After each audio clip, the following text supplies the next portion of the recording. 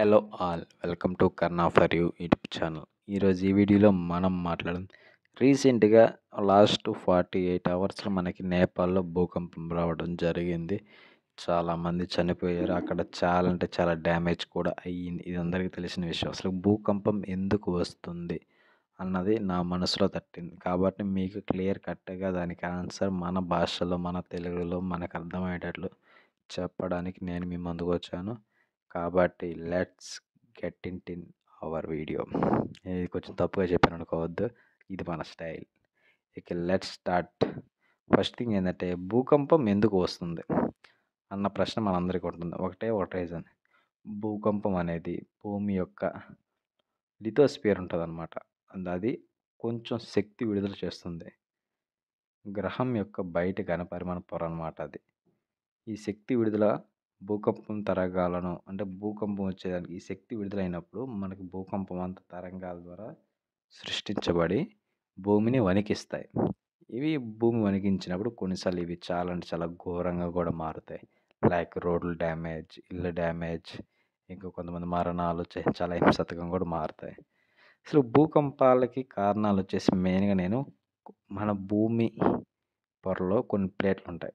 ప్లేట్లు అంటే మనకు వాడుకునే తినే ప్లేట్లు కాదండి, టెక్టోనిక్ ప్లేట్ల అంటే కొంచెం ఉంటాయి అన్నమాట. ఆ కదిలినప్పుడు మనకి భూకంపాలు సంభవిస్తాయి. భూమి యొక్క లిథోస్పియర్లో మనకి జిగ్జా ఫజిల్ లాగా సరిపడే పెద్ద ప్లేట్లు అంటే పలకలు ఉంటాయి. ఆ ప్లేట్లు సిరకలతో ఉంటాయి. అవి దిగువన మరింత ద్రవ రూపంలో ఉంటాయి. అవి కదిలినప్పుడు మనకి కొంచెం భూకంపం రావడం జరుగుతాయి. మెయిన్గా అంటే మనకి ఆ ప్లేట్లు ఎన్ని రకాలుగా కదులుతాయంటే అవన్నీ మనం స్కిప్ చేసేది, ఎందుకంటే మనకు అవన్నీ వద్దు. మనకి భూకంపం ప్రక్రియ అసలు వచ్చేసి ఏంటంటే, ప్లేట్లు కదిలినప్పుడు అంటే ఆ పలకలు కదిలినప్పుడు అవి వాటి సరిహద్దుల వద్ద చిక్కుకుపోతాయి. ప్లేట్లు కదులుతున్నప్పుడు ఒత్తిడి పెరుగుతుంది. దీనివల్ల రాళ్ళు వైకల్యం చెందుతాయి. చివరగా ఒత్తిడి చాలా ఎక్కువ అవుతుంది మరియు రాళ్ళు విరిగిపోతాయి. నిల్వ చేయబడిన శక్తి భూకంపాల తరంగాలను విడుదల చేస్తాయి అన్నమాట. ఓకే, భూకంపాలు తరచుగా లోపాలలో సంభవిస్తాయి.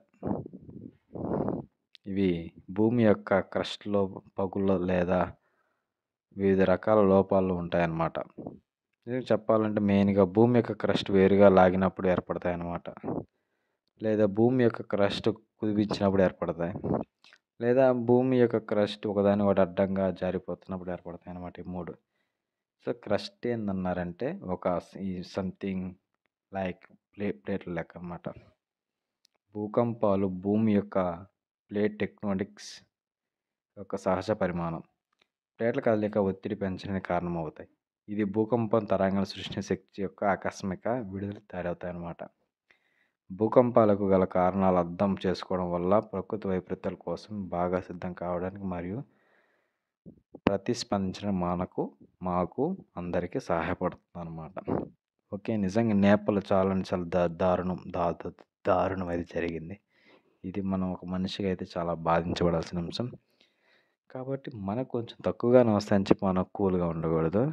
కాబట్టి చాలా ముసలి వాళ్ళు, ఓల్డ్ ఏజ్ పీపుల్ లైక్ ఇలాంటి చాలామంది ఉంటారు. కాబట్టి భూకంపం గురించి మనం అవేర్నెస్ చేసి మనం ఏం చేయాల్సి ఉంది, కొంచెం జాగ్రత్తలు తీసుకుంటే సరిపోద్ది. Thank you.